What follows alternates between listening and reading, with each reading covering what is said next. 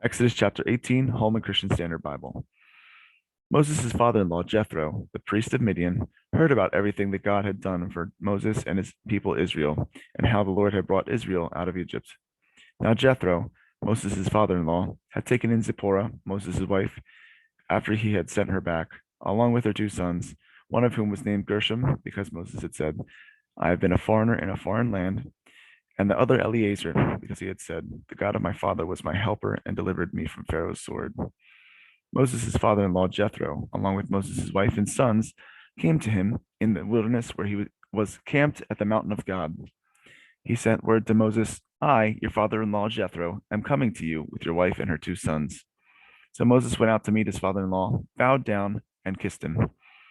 They asked each other how they had been and went into the tent.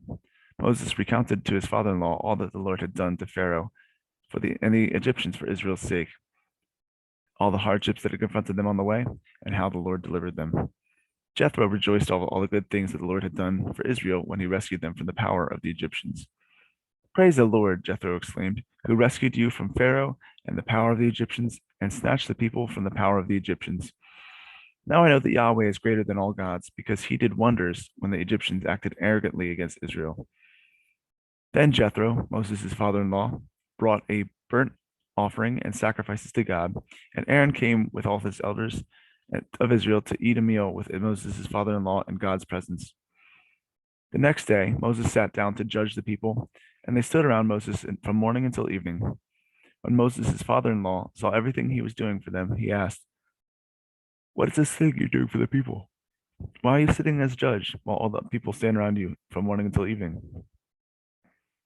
Moses replied to his father-in-law, because the people come in to me and inquire of God. Whenever they have a dispute, it comes to me, and I make a decision between one man and another. I teach them God's statutes and laws. What you're doing is not good, Moses' father said to him. Moses' father-in-law said to him, you will certainly wear out both yourself and these people who are with you, because the task is too heavy for you. You can't do it alone. Now listen to me. I will give you some advice, and God be with you. You be the one to represent the people before God and bring their cases to him. Instruct them about the statutes and laws, and teach them the way they are to live and what they must do, which you should select for them. All the people, able men, God-fearing, trustworthy, and hating bribes. Place them over the people as commanders of thousands, hundreds, fifties, and tens. They should judge the people at all times. Then they could bring you every important case, but judge every minor case themselves.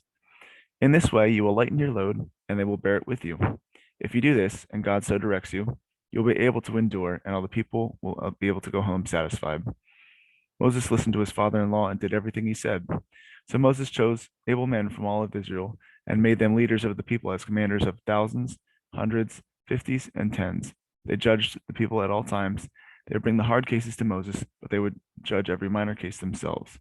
Then Moses said goodbye to his father-in-law, and he journeyed to his own land.